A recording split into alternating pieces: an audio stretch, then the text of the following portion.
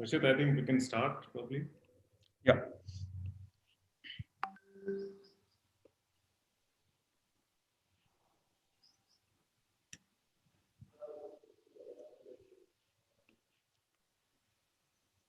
Priya ma'am?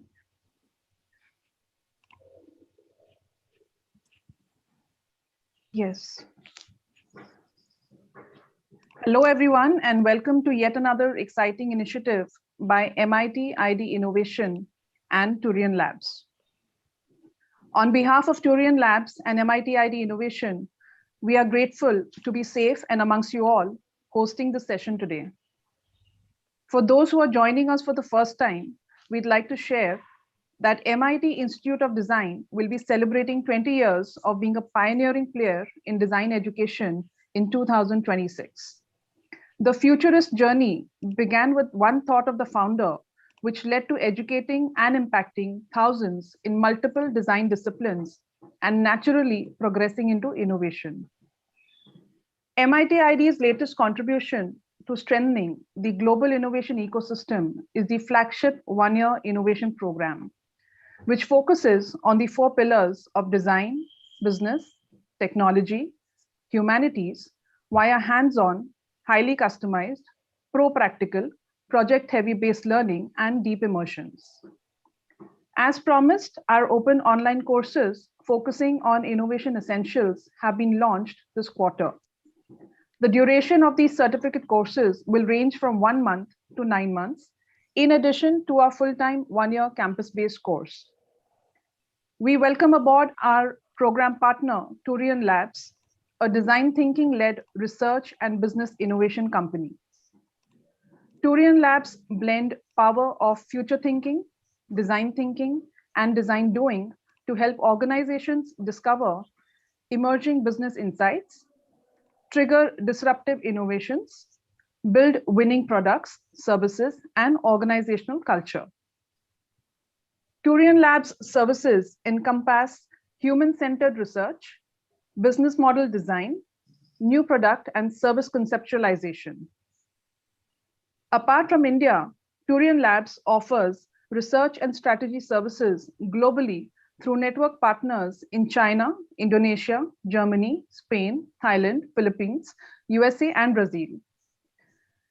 Turian Labs and MIT ID Innovation have partnered to launch a need of the hour, one of its kind, Masterclass on Megatrends and strategic foresight. This Masterclass will be delivered in mid-April across 6 sessions of 3 hours each, with a blend of theory and practical exposure spanning over 6 weeks. Moving on to today's launch session, we now welcome Mr. Manoj Kothari. Manoj is a serial entrepreneur, design thinking practitioner, and a futurist with 2 decades of experience in leading global design-led innovation mandates. Currently, Manoj leads Turian Labs, a design thinking and innovation strategy consulting company based in India, which he co-founded in 2015. Earlier, he also co-founded Onio Design Private Limited, a leading product design company, and Iternia, a digital branding company. Manoj has led Megatrends and Foresights engagement with some leading global organizations like Volkswagen, Samsung, LG, Aditya Birla Group, Mahindra Group, and Government of Finland. He pioneered Megatrend reports for India way back in 2006 and co-organized annual event on Megatrends called India Next in collaboration with Style Vision France, Copenhagen Institute of Future Studies, NIFT Delhi, and IDC IIT Mumbai. He speaks on design and innovation at several global forums. He is a visiting faculty at several institutes, including ISB Hyderabad and NID Ahmedabad for strategic design and innovation. His other interests stretch across philosophy, poetry, and living light. He is a mechanical engineering graduate of IIT Mumbai and a postgraduate in product design from NID Ahmedabad. About Mr. Sajid Khetani. He is an experienced leader with a background in strategy plus innovation consulting, consumer behavior, business modeling, equity research, and entrepreneurship. Sajid presently leads research and strategy at Turian Labs. In his role, he owns client relationships and leads innovation strategy projects, which include structuring complex, ambiguous information to identify business challenges, which in turn leads to plausible solution and direction. He also facilitates and co-facilitates design thinking-led innovation workshops and trend workshops for corporates across domains and B schools. He is an alumnus of University of Wales with a postgraduate in business administration, finance.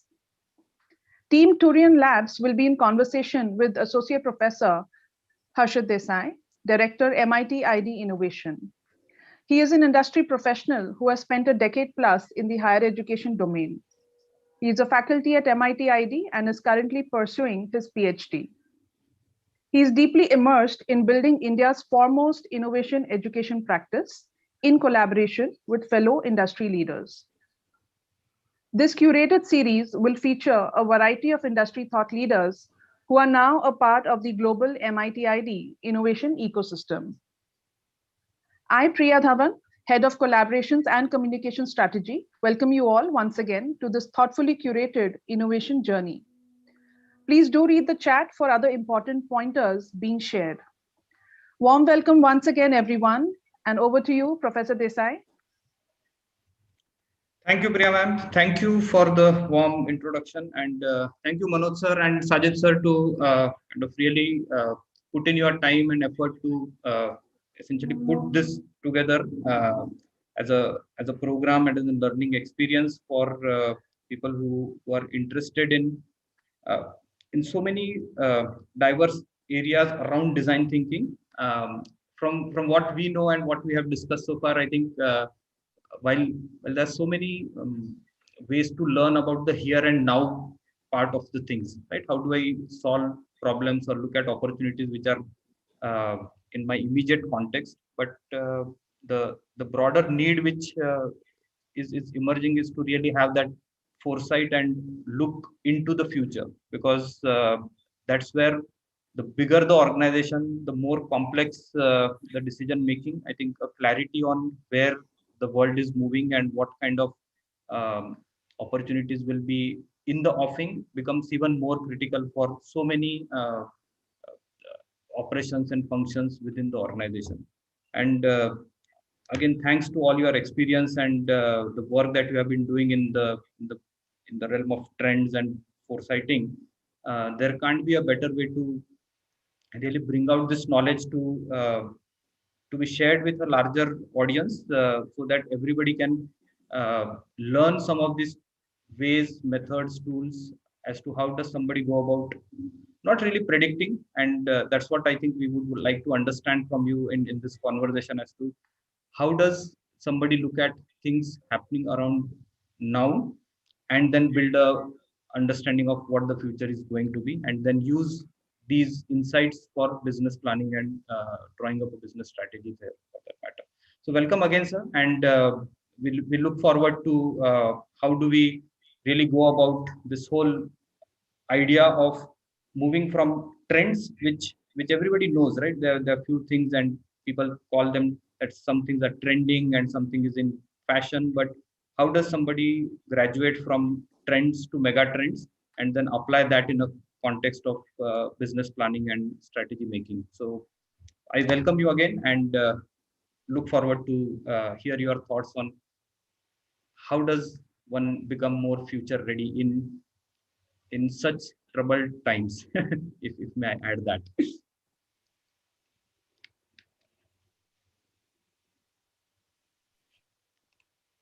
Thank you, Harshit. That was Priya gave a long introduction, generous introduction, and thank you for. We are happy to continue. I would say not start a collaboration, but continue our collaboration with MIT. I think ever since the MIT ID came into existence, I think Turian Lab has been working in some way or the other, apart from hiring almost half my team is from MIT. So that's great going so far. And I think we are exploring another journey with this initiative. And this initiative is personally very close to me, as I think some of the people, I saw the people who are attending, many of the attendees have personally interacted with me and would know through some interaction. And those who have not been, who have just curious about the course, I'm happy to take you through a quick glimpse of what we are going to do. So this futures part is something which is not just a business, it's my personal interest, and that's been brewing over I think more than 2 decades now, and in some form or other we are trying to practice it. Finally, the futures thing is not a very established field, I would say. It's not as established as architecture, or for example even design is right by now. Yeah. Even design was struggling a few years back, but even I mean, I wouldn't say it's like fully entrenched now. And future is just about toddling, I would say. And future is also what we are discussing in this course is not about predictions, by the way. Those of you who are in for thinking about we'll be able to read like a crystal ball may not be. And those of you who watch Mentalist on Netflix would know that there's nothing called psychic. It's all about reading the human mind in a slightly smarter way. And it plays tricks. That's what we are doing. It's not just human mind, but the signals which are present around us, just trying to be slightly more sensitive and aware that this is happening and putting it all together to have plausible directions that this might be a way to go, or these are the, if I use the cliched term scenarios, which we'll be using more formally here, that we'll have scenarios in front. Okay, these are the few things that are possible. So we'll be doing this course, and I have actually, because I have committed to this course, I have gone through several now people who are into this business and several associations. Many of the people are practitioners first and the theorists later. So the practice of future thinking is largely being driven by the practitioners who are self-taught, and maybe I can say the creed of mine is probably more in the world right now, and that's the focus we'll be bringing in. And thankfully, you have amongst you all, a person who has actually done some work already in past few decades. And there were progressive organizations who were running ahead while we were not really worried about futures. I remember 2002, when Nokia was just around that time. There were two designers from Helsinki had flown down to meet me and some other people to build a scenario of 2020 India. And I was surprised that why should they be looking at mobility in 2020? I mean, that was Nokia's future and Nokia's maybe some vision. Unfortunately, few things didn't work in that favor. And that's a design thinking issue rather than the futures issue, probably right now. Okay, so with that background, I have a few slides to share, and maybe we can go in for question answer. And this slides would be a quick trigger on what we will be covering. And later on, Sajid would also join me. Sajid brings a business background, and that's where it's a very interesting intersection of design thinking, futures thinking, and business thinking is happening. All right, so let me just share my slide.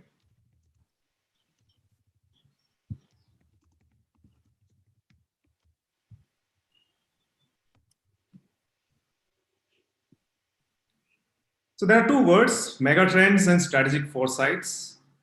And of course, we talk of megatrend, and future studies is a broader umbrella under which megatrend and future foresight works. Megatrend and trends are also two different things. In fact, under megatrend, there will be several trend or trendlets or sub-trends would be lying there. And what we are trying to do is essentially those of you who are into a lot of Excel sheet data crunching and know that, and I'm sure we know that if you torture data enough, it can confess anything. We know that very well. And more as we go into this disruption scenario, disruption has also become cliche now. We know that need more stuff beyond the past data. Past data is no guarantee of the future.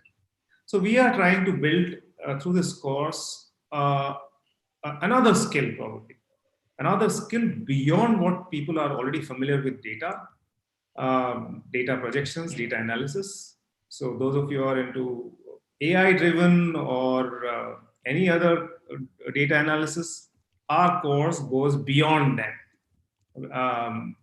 There is, if for example, if more cars come on the road, does it guarantee people will travel more or not? AI cannot tell you. Such answers can only be read through different domain, different profession, which is the foresight profession, future studies profession. Also basically idea is now not to just look for opportunities, but also to look at risks, which we are walking into with the advent of the recent times. All of us have seen and lived through past year. And when we do this, whenever we talk of future or something which we are ourselves not too sure of, the biggest thing we need to learn, which is beyond the knowledge, and that's where probably some of our experience will come handy, how to build consensus in the team. You suggest one thing and boss will never agree because boss has his own point of view. Stakeholders, shareholders have different point of view. So how to use this technique, not just to read the future or have possibilities of future on table, but also to bring consensus in the team. There'll be inputs in this course. And that's where some of the part of the course which we have put together will be there in the last one class we'll dedicate to how to handle this change, how to convince people, or how to build consensus. I think convince is not a right word. How to build consensus on it. Unless people own that body of thought, body of knowledge, nobody wants to support your initiative. I think that is the biggest challenge, I can say so, from all these years of practice. More than finding something exciting, the bigger challenge is to convince the rest of the people that this is exciting stuff. And we all know what happened in Kodak. Okay, so we'll be doing is design thinking. Design thinking is actually the base of all that we are doing. So some bit of skilling in that. So those of you who work without the design thinking skills also will be trained into it. Essentially, how to see the affinity and clusters. That will be underlying skill. And a large part of the discussion would be around megatrends. That's something which is a basis for also, that's a feeder. So design thinking is a feeder into megatrends, and megatrends are a feeder to scenarios. That's how it works. We'll be spending lesser time on scenarios because all said and done, scenarios are not yet, the business is not scenario ready. Business is megatrends ready. That I can give you with guarantee. We are being paid for such assignments, so I can tell you that that's my personal guarantee. Scenarios, I would take it with a pinch of salt. Only super progressive organizations would be looking at it. So current reality, market research is enough. Business analysis is enough. One can have data and forward, backward movement. We can do with that. Design thinking goes a level deeper and clusters the findings or what we are observing today. It goes a level deeper and looks at the drivers of what we are looking at, and from a human-centered, etc. point of view. And it's more diagnostic in nature. Scenarios on the other side, we are looking at present reality, maybe early realities, and trying to project few things and then cluster together. It goes into not diagnostic, but maybe prognostics as the term is used. However, the essential technique will largely remain the same. Those of you who are familiar with that or will be trained as a part of this course, those of you who are familiar with any kind of business analysis, you should be able to do very well. Those of you who are from design background or at least design research background, definitely it's directly fits in. as a next skill to be grabbed in this, because there is a date to every skill nowadays. Okay, so let's talk of trends. I'm not using mega trends, so we are saying trends. And trends are also of multiple kinds. You just Google on trends and there are 10,000 things, millions of results come in. And ready-made reports are also available. Then why do we need a course for? We can just download a research report and then be happy with this. Some say 10 trends, some say 50 trends, some say 100 trends. There's no limit right now. And all are free, by the way. This course is costly. It is meant to be. Now, with the free stuff, we have a problem that the knowledge is free, which is, for example, we know now this is a free knowledge that how batteries over a period are becoming more and more efficient. The battery density, energy density, kilowatt hour per kg of battery. So from 2010 to 2020, we are 3 times as efficient. And going forward by 2030, probably we will be 100 times more efficient. So that's the kind of projection one can do with the kind of changes that are happening. Or satellite weight carrying capacity. We know that this graph can be extended, and we'll probably be able to send, if you're sending 100 satellite in one Tesla vehicle right now, one SpaceX vehicle right now, 140 or something, we'll be probably able to send 1,000 satellites. I mean, we can probably go linear on that. It doesn't require much special knowledge, for example. Sector-wise projection of technology is not difficult right now. But not only just technology. Once you look at demographics also, it's not very difficult to project that what will be India's population by 2030 and how many will be old, young. For example, a very interesting fact about it is that 40 to 50 age group will be the biggest cohort in the Indian demography by now. And you will suddenly, mark my word, suddenly start seeing that all the young and vibrant thing slightly shifting slightly towards the grayer side in attracting people who are just done with their basic career needs and basic life needs and looking at now some fun in the, like this is an ad from Mahindra Bliss. I think this was an ad for them. Mahindra Bliss program where they're arranging some outdoor activities and travel for 45 plus people. So now, not only this is happening, this demographic pyramid which is changing right now, more middle class. Middle class is going to be whatever we see, 150 million households will be 300 million households by now. And 300 million people will be in the middle class by then. So how will that look into the, once we combine other fact that the lifespans are also increasing. By around 1947, we were probably less than 40 was our life expectation. And by going by 2030, we'll be 72 or something like that, 75. So life expectations, life expectancy is changing, longer lifespan. So now I'm saying these are the things which are probably ready-made available as a data. Implication of this is another stuff. A third point, data point. I mean, these are all I'm saying, these are data-driven, deterministic trend, you can say. Water scarcity and how much water will be short by 50% of water by 2030, etc. So this is all one can say, one can do enough of Google. Now, there is another side of trends, which is, or another side of future, which we are less sure about, but it is happening in between us, amongst us. So now we all know largely who these gentlemen are. Those of you don't know the left and right guys. One is Shantanu Narayanan, Adobe on the right. He heads the Adobe. And Arvind Krishna is the CEO of IBM right now. And many more powerful people have been added.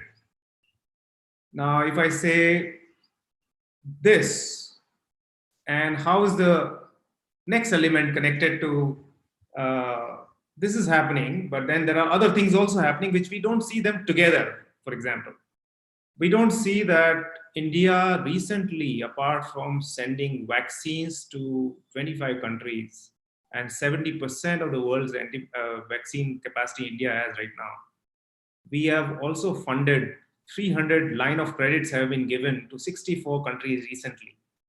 Ever since India came to know about China's CP, the road, Belt and Road program. 300 billion, 30 billion have been spent on that. Of course, corresponds to 400 billion by China, but nevertheless, we are quad part we are all aware of. But you see that these smaller events are also a part of the same happening where the previous picture is. So it's not happening essentially in isolation. There is a pattern to it. Last year, the 2020, while everyone was ruining the situation, China and India were the only ones who had a positive FDI inflows.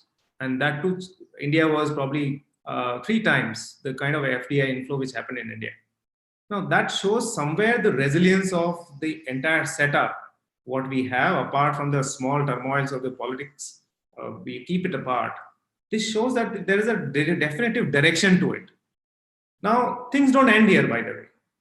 If you see another facet, which is, okay, these were meant to be in certain sequence, but I guess somewhere in the graphic alignment stage, some things have gone up and down. People on the left, all of us, all of the people in the world have strong opinions about. Some we know, some we don't, but it's okay. Whoever we know, like Duterte from Philippines or Bolsonaro from Brazil, all the other heads who are present, Trump is already gone, they represent certain rising nationalism. If we put together the rising nationalism along with the another data, that's where the trends become interesting. The globalization is on the decline since 2007. It is flattening out for China. I mean, how do you say it's on decline? Our dependence on other countries is on the decline as countries' dependence. So they have some matrix on the right hand side. Declining globalization because I think it was too much of it. And that's where the nationalism is on the rise. One thing is triggering something else. We might have strong opinions of certain leaders this way, but the megatrends or trends give you a very, very neutral and a very relaxing perspective, first of all, that why certain things are taking place. And if you put the previous 2 slides into this scenario, I think there is something we are walking towards. Rising nationalism and assertive India is going to be an amazing game for next 10 years. And we can only watch. And there are, now, how does it affect us? All those things are happening great. We can give it a name and Indophilia or Indomania or whatever, or rising assertive India. We can give whatever trend name. What does it do is something which we study in this course, and that is, it is giving us optimism. And these results right now, this 2020 study done with 62,000 participants, and people are pretty optimistic. It's done in 2020 in the middle of COVID times, and it says that more than half the population, 69%, are optimistic about India, about growth and prosperity within 2 years. This optimism is not just a sentiment which is expressed here. It will guide us in multiple levels, from foreign policy to local ads which you see and the movies we consume. Another effect is, right now I'm just taking movies as an example, not taking any business example right now. It also shows that things which are happening around also have a pattern. Why suddenly we are seeing a slew of movies which are around history? It's because of the decreasing globalization, increasing nationalistic sentiment, people are diving deeper or reflecting backwards about our roots. People want more.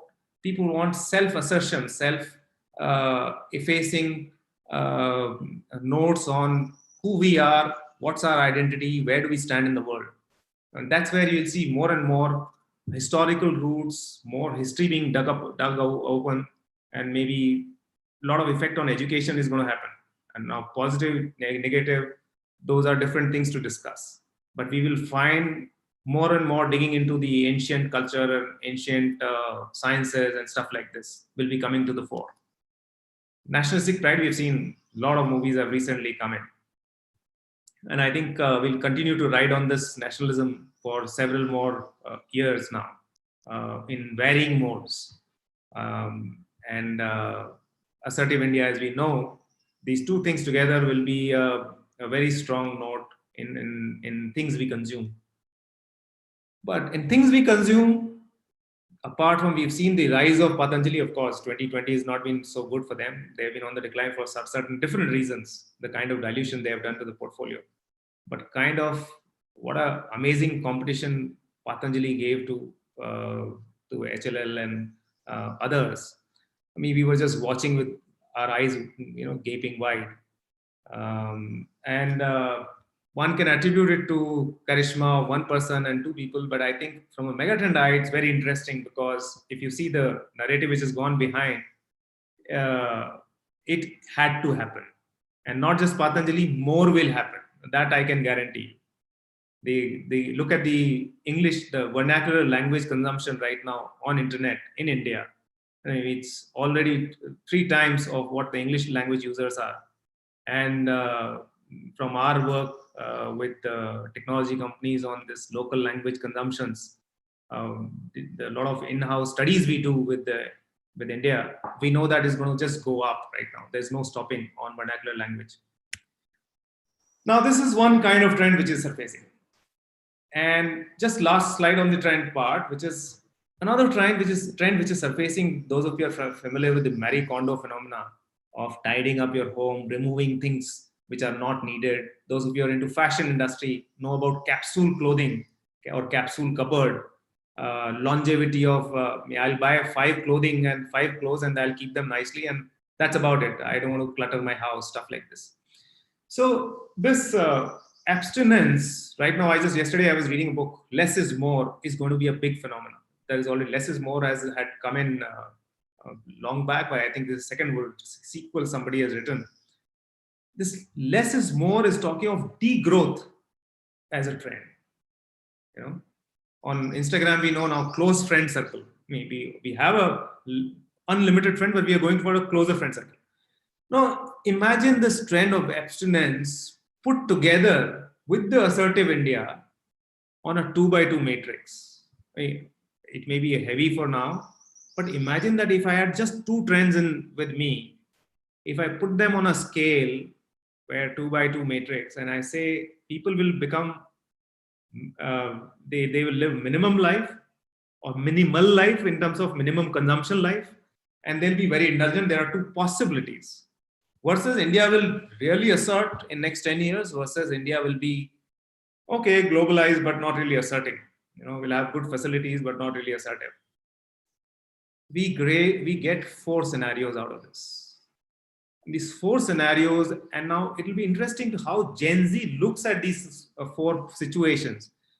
So situation like where India is very assertive, but believes overall into a abstinence scenario, live with minimal consumption life, assertive but minimal consumption. Very interesting. Just aligns with our ancient heritage, where we were actually a dematerialized society, focusing more on the dematerialized values. This is basically we are walking into scenarios.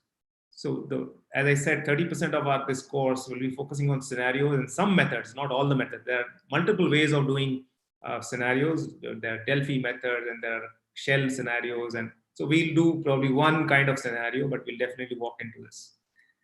So also then, where does business analysis fit in? Which situation trends fit in and where scenarios fit in? And what are the different kind of scenarios, as I said, and where does this whole gamut of speculative design, which is doing rounds, right? I mean, a lot of rounds right now. Design fiction is doing rounds right now. How does it fit into the bigger picture? We'll be discussing in this. And then there are some making sense of this whole jugglery. I think I'm a fan of de-jargonizing. I mean, the jargon, sometimes we have to use it just to be available in the world, to talk their language.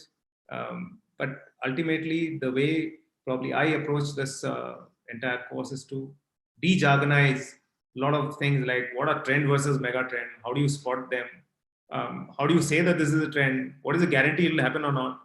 How do trends converge? Where is the trend inflection point? All that. And more importantly, in an organizational scenario, how do you curate them? How do you find resources? Who do you train? Those are the questions we'll be looking at in this. And of course, as I said earlier in the beginning, this is the last slide. Knowledge management and building organization capability, and of course, building consensus, integration. When there is already a team which is doing market research, there is already a strategic management team or strategy team which is doing their data-based business analysis. Where do you fit in? Who should pick this tab up? And how does this entire scenario, when we put a scenario or a trend report, who does the matchmaking between two of them? So these are the questions which are part of how to handle the change in the organization, apart from the personal skill level, which will be anyways be a part of it. So this is all that I had to share today, and I'll be happy to answer questions along with Sajid and Harshit. And I'm personally looking forward to it. So over to you, Priya, Harshit.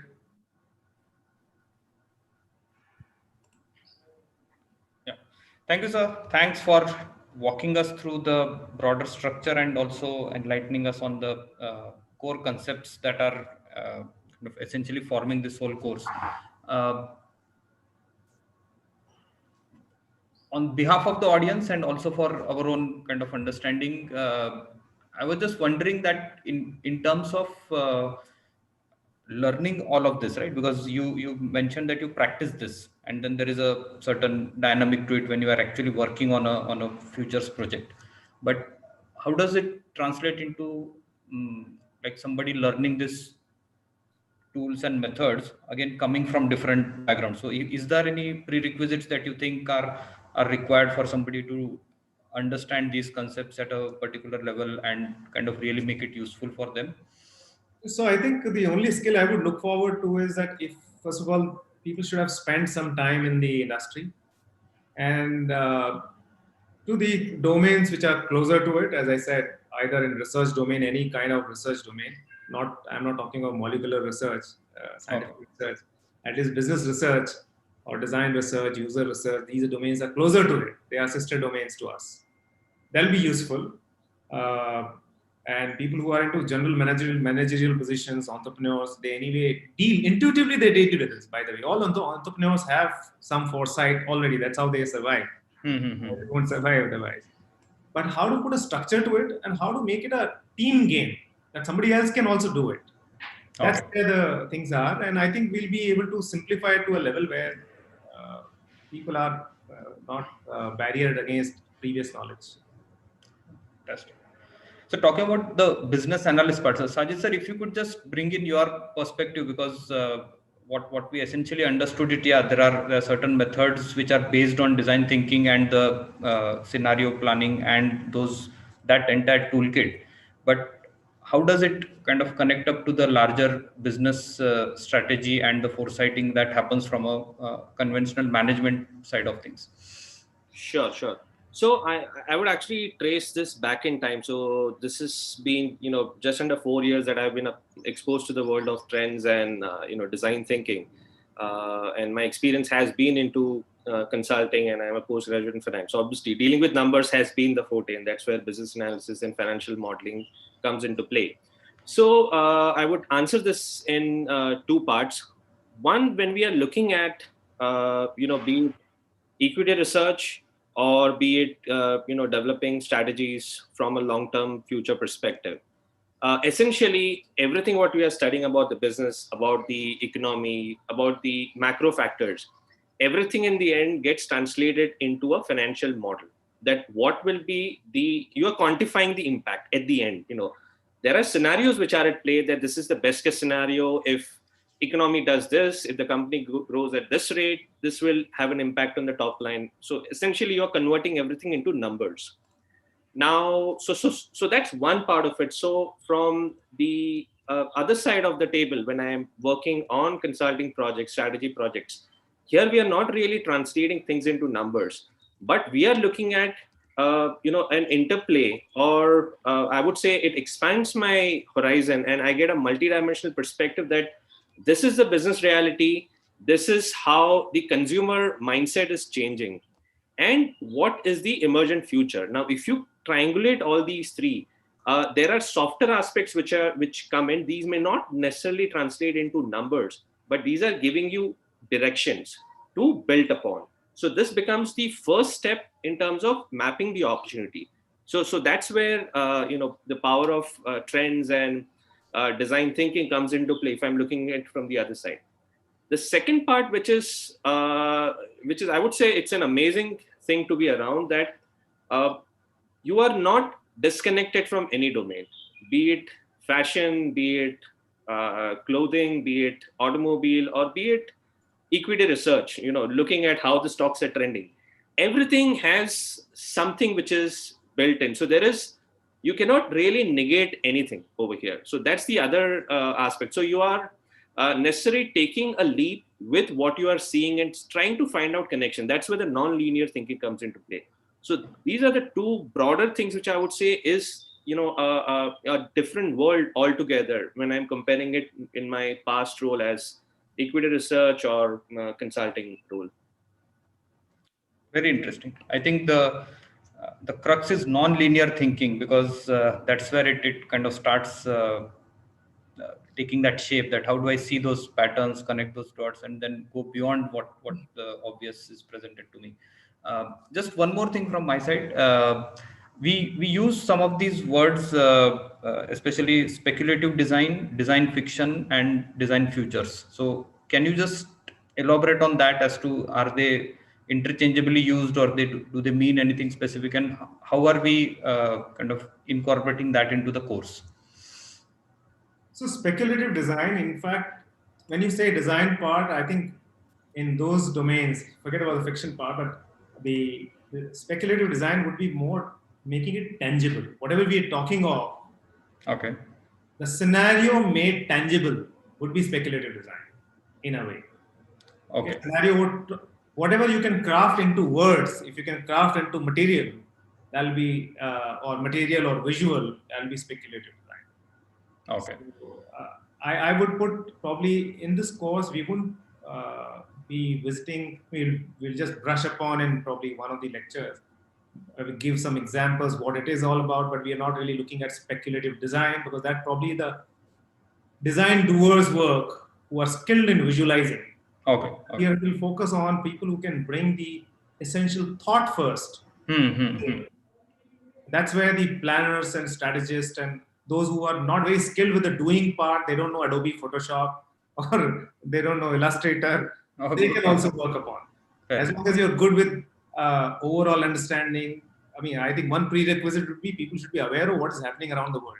Okay. Yeah. So the making and doing, so this essentially will prepare on the initial stages where first the thought needs to be kind of really crystallized, and then somebody can go on to making it and testing it in different scenarios. True. So I think Ajay has a similar question on that. Does the core course cover how to test and experiment the findings and scenario that emerges from the application? And if yes, then how does one go about testing? Okay, so I have a interesting slide. Maybe I had put it earlier. Maybe let me just check if I have that slide still in the deck, where how we tested scenarios. Okay, and that's from our practice. That's not a standard way of doing it, but I think it's worked so far. It has given us results. So that's where design thinking comes in picture. Now here is the this is the work we had done when we were doing the work on Hyundai's design philosophy for all these cars. Earlier, they were working on very fluidic cars, fluidic styling. And when the current SUV range started coming in, we were one of the research companies. We were working with them. So these are called basically, co-created trend boards. So trend boards were actually, it's like a quiz game given to users to build their own scenario of preferred experiences. Now, this is where projective techniques is a word which is used. Projective techniques is a word from psychology where you are trying to elicit subconscious drivers. So these projective techniques of some gamification of trying to create a own mood board or own like a cue board is used after you have a hypothesis from trends or mega trends or scenarios. You can put it to test with selected users in this gamified way to check whether your uh, line of inquiry is correct or not. And you may also check with not just generic users or generic consumers, but maybe a pre-planned one. And that plan of who to choose as a respondent is again something we can dwell upon in the course, because I think that's a big knowledge piece also, that how to plan an experiment like this. Of course, something which is futuristic, you won't find many takers right immediately now. Mm-hmm. No? So you will find immediate takers for what is already selling. People can have an opinion about iPhone because it's already there in front of you, around you. But if something, I mean, if I'm going to say, okay, phone dances when the music happens, you don't know what kind of phone this will be. True. So we use those already pre-existing body of certain tools from design thinking domain to test it out and validate whether it's going to work or not, apart from the pre-existing data which may be supporting it. Mm-hmm. So also there is now Yash has a question which if it comes again from a classical competitive strategy, right? But that's what a lot of management education is typically centered on. Where does this kind of a strategy making process fit into that realm of world? Because most of the time strategy making is considered to be a what is the competitive advantage, how do I differentiate, and things like that. So does this way of strategy making, or does Megatrends and foresighting take a similar approach? Does it pay heed to the competition, or is it something else? Okay, so that will be always a hot topic to discuss, that what is the role of a conventional strategist. Sajid touched upon something. In fact, what this doing, the entire method is doing, is putting 5 more options onto the strategist table. Okay. There were the earlier data or conventional wisdom or the boss's foresight, entrepreneur's foresight, puts 2 areas, 2 options on the table. Scenarios or megatrends would open 3 more risk areas and 5 more opportunity areas. Okay. Mm-hmm. So that your plate in the end will be richer. Okay. Inside on. So as I said, the trends or scenarios by themselves, they're not a strategy. Okay. They're options you're looking at. Fair. Okay. Your mind is open, it may happen. I think last year, one of the work we were doing with one large corporate, and this had come up, that climate change may disrupt some of the situation. And the climate change disrupting the business as usual. Now, this has been coming up in several these futurist talks and several such scenarios. But it will happen in 2020 was nobody's guess. I saw a WHO report talking of several viruses. 2010, they were talking of that these more viruses will be released into the onto us, and they'll be wreaking havoc. So 2010 report talks of different kind of viruses present and blah blah blah, all that. But it was nobody's guess it was going to happen. Now we have already forecast by somewhere between 2040, 2050, half the Bombay's coastline will be flooded. Don't buy property in Bombay on the coastline. It's going to happen in 2050 or it's going to happen in like 2035. We don't know that. But it's a scenario. It's a possibility given. I am wiser because I know that that's a possibility far off. So if I'm buying a sea-facing apartment, maybe I should be aware of megatrends as well. Oh, wow. That's a very direct application of some wisdom that we gather. Sajid sir, you had something to add in previous question or this one? No, I already answered to Ajay. I'm just Yeah.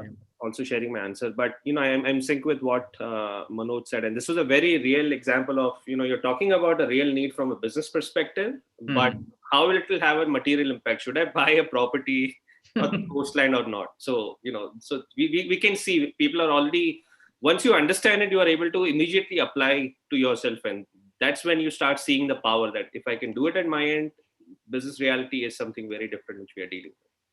I think Ajay had a question, which is user research the only way to validate? Yeah. I think Only way to validate? Well, first of all, if you're looking at data-centric validation, none. Okay, except for the deterministic trends, where you have some data, which also may go have a non-linear effect. Or if you're looking at, okay, first of all, trends look at 5 to 10 year scenario. When you look at 5 to 10 years period of forecast or looking into future, when you go into scenarios, you're largely looking at beyond 10 years. That's the general rule. But you can mix and match methods, and there are ways to play around with that. But when you're looking so far ahead, there's no data reference which will be available to validate them. So, and anyways, you have only underlying evidences of today, or certain data projections, or certain early happenings. One startup in the whole world which started doing something, it's like, let's say, fractional ownership of a home using blockchain. Now that's one startup in Pune is doing this. Now that's up to us to take it as a very significant hint for the future, or use it as a still too weak to become mainstream. Now that's where the some bit of the group which is working on it, their intelligence comes into picture. The fact is that, are we aware that such thing is possible? That's of importance. So that our, as I said, the option palette becomes larger. Cool. Yes, I think that helps. And we again have a very interesting question from Shamit. So thanks, Shamit, for a very detailed question. And Shamit wants to know, how do we make organizations trust such a process? Unfortunately, even today, many organizations are short-sighted and looking for quick results, business as usual. And the ones who do a bit of scenario planning are dependent on conventional methods. So I think we don't have to do much as practitioners. I think the developed world is doing a lot of push, at least making certain best practices occur in India. Okay, so so far the trend in India has been to look at the West and take some best practices. We've been doing that, and I think these practices, design thinking, has already walked in. Yeah. Despite, I think the empathy is originally Indian concept. In the land of Buddha, we talk of learning empathy from the West. From is the West, surprising. But okay, formalizing it, yes, we have to give that credit to them. But the same way, I think it definitely starts from top down. If the top team is not even bought into the initial concept of looking at open future options, or believing into the wisdom of empathy, or wisdom of creating multiple scenarios, I think very little you can do in terms of pushing an isolated idea. So it never goes, let's say, bottom up. It has to go top down as a body of knowledge. I'm talking about as a practice. Okay. For example, we work with these Korean companies and automobile companies from the West. Now, these guys have beyond R&D team and beyond design team, which are already there. They have a separate, you can say, a long range, you can call it trends team or advanced thinking team or whatever different names are given to them, Mhm. they look at only 5-year plus scenarios. They are not bothered what is the ROI of this effort today or tomorrow. Mhm. You know, so they are looking at how is the overall society changing in next 5 years. If you have to, for example, automobile. Now, any automobile you are investing, let's say 1,000, 2,000 crore to bring a new automobile platform, which is going to last for 5 to 7 years minimum. A platform, right? Yeah. Before any investment, whether, for example, should I make a small car or not, or large car? This is something which your data may not be able to tell you. True. Going forward, we will all be making nano plus cars, or will we be making large SUVs? Because large SUV may be a temporary phenomenon. 2 years we are seeing a large rise, may vanish after 3 years. So for such things, I think they have to bring into picture the futurist or people who are studying megatrends. They have to put it together along with the business strategist. So that group becomes a very healthy mix. We were working with Volkswagen way back in 2006 with their strategy team when they were entering India. There were ethnographers involved. There were trend strategists like people like us were involved. There were market research companies like Nielsen and other companies were involved. And this was work was happening in tandem. So that's a realistic scenario in a large organization. It's not the eureka doesn't happen, by the way. That was happened when Archimedes' time. Okay. Now it's a mosaic which we have to build. Very nicely put, sir. Very nicely put. Okay, I think 1 hour is a less time for delving deeper into these nuances. So I think all other questions or anybody else who needs to know more and understand the program and the course in a more better way, I think we all are available at our different coordinates. And Priya ma'am, maybe if you can just have the concluding remarks and share the remaining details with the participants. Thank you, Manoj sir. Thank you, Sajid sir, for your time and your interesting, insightful answers to the questions. And we look forward to build this further ahead. Thank you, Harshit. And thank you to people who have been asking questions, very, very relevant questions. Ajay, I think I had a chat with Ajay a few days back. Ajay, Shamit, and Aman, I think we met earlier. So looks like a party. Yeah. Great. Okay. Thank you so much. For more questions, do reach out to us offline on LinkedIn. Special thanks to our master innovators for their time and sharing value-add takeaways from their innovation journey. We recognize the need to reach out to senior innovation practitioners across the globe and help them gain the skills and knowledge required for their dreams to become a reality in the innovation domain. We encourage you to connect with us via our social channels. For those interested in becoming top-notch innovators, we invite you to explore this virtual masterclass that will fast-track your career path. So log on to www.mitidinnovation.com to kickstart your innovation journey with MITID Innovation. And this masterclass has been brought to you jointly by Turian Labs as well. Let's learn, innovate, lead. Yours innovatively, Priya Dhawan signing off. To everyone, stay safe, stay connected, and keep innovating every day. Thank you.